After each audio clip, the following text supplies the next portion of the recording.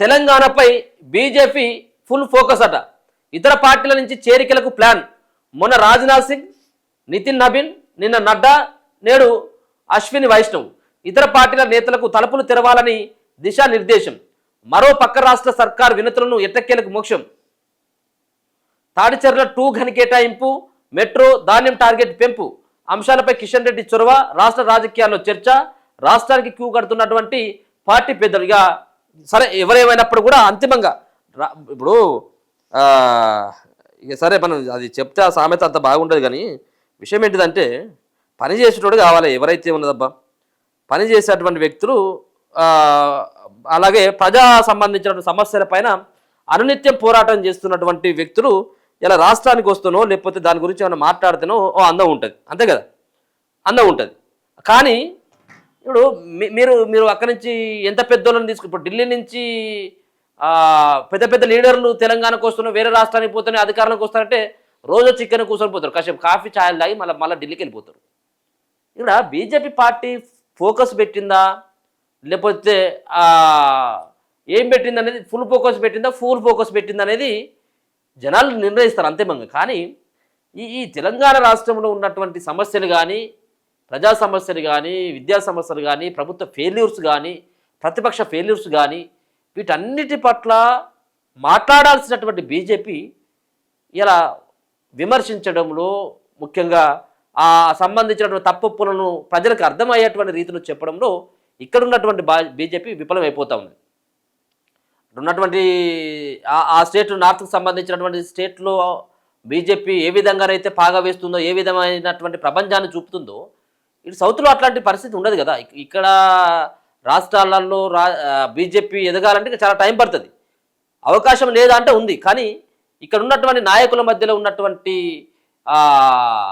వాళ్ళ ఉన్నటువంటి గొడవలు కావచ్చు, ఇబ్బందులు కావచ్చు, పాత కొత్త అన్నటువంటి ఈ పట్టింపులతోటి బీజేపీ పార్టీ ఆగమైపోతా ఉన్నది. రాజ్నాథ్ వచ్చిండు, అంతకంటే ముందు మోదీ వచ్చిండు, మరి దానికంటే ముందు కూడా పోయినసారి సంబంధించిన ఎన్నికల్లో కూడా వచ్చిండు. మరి ఏమైంది ఇక్కడ తెలంగాణలో? ఇచ్చింది 8. తెలంగాణపై బీజేపీ జాతీయ నాయకత్వం ఫోకస్ పెంచింది. వచ్చే ఎన్నికల్లో రాష్ట్రంలో అధికారంలోకి రావడమే లక్ష్యంగా పార్టీ బలోపేతానికి కసరత్తు ప్రారంభించింది.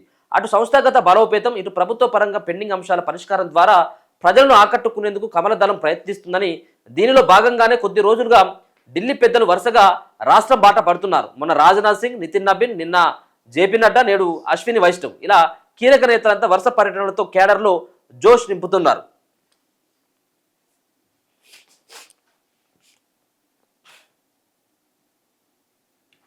ఇతర పార్టీల నుంచి నేతలను చేర్చుకునే విషయంలో బీజేపీ తన వ్యూహాన్ని మార్చుకున్నది. నిన్నటి వరకు ఆచితూచి అడుగులేసిన హైకమాండ్ ఇప్పుడు గేట్లు ఎత్తేయాలని స్పష్టమైన సంకేతాలు ఇచ్చింది.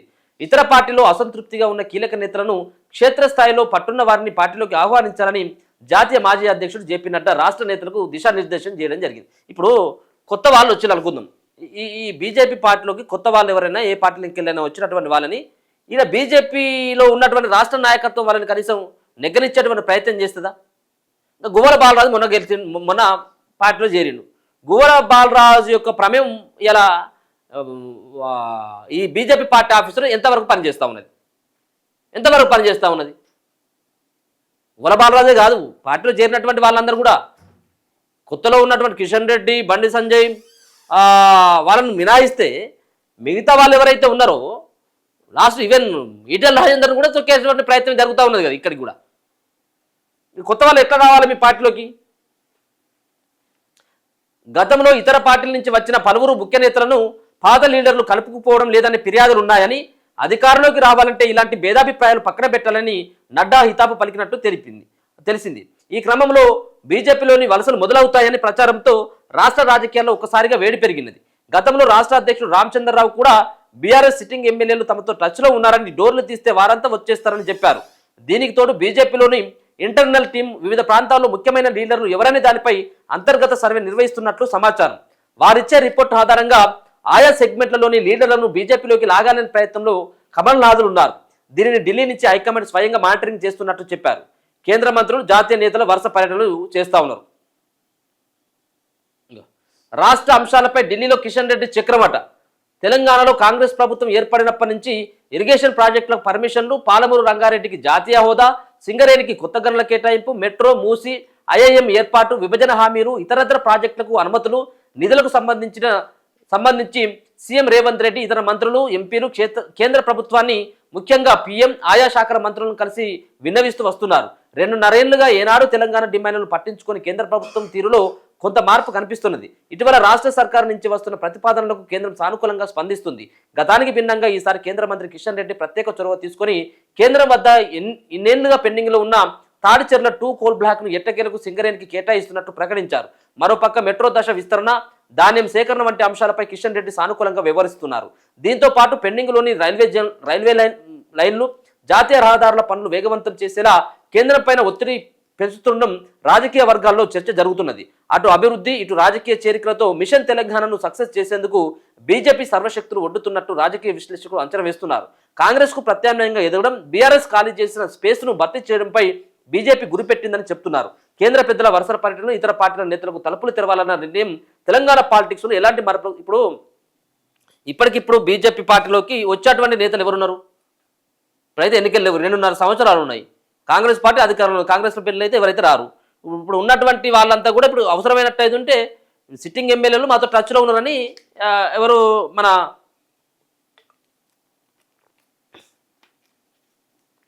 రామచంద్రరావు గారి యొక్క ప్రకటన. మరి ఇప్పటివరకు చేరినట్టు ఎంతమంది ఎమ్మెల్యేలు మీ దాంట్లో చేరిళ్ళు? ఒక ఎమ్మెల్యేకి అవుట్ అయింది. ఇంకా మీరు సస్పెండ్ చేసినా ఆయన బయటికి పోయిందా రాజా సింగ్ అనేది రెండో విషయం. ఉన్నది 7 ఉన్నారు. ఇప్పుడు ఎంపీలలో కూడా అసలు అసంతృప్తి సిగలే రేగుతా ఉన్నాయి ఇప్పుడు బీజేపీలో. కానీ బీజేపీ పార్టీ ఈ అనుకున్నటువంటి ఈజీగా తెలంగాణలో అధికారం అనేది ఇప్పట్లో వచ్చేటువంటి అవకాశం అయితే లేదు. సరే మొత్తానికి రాదు అంటే నేను దానికైతే ఏం చెప్పలేను. ఎందుకంటే సరే వాళ్ళు వేసేటువంటి అడుగులు కావచ్చు,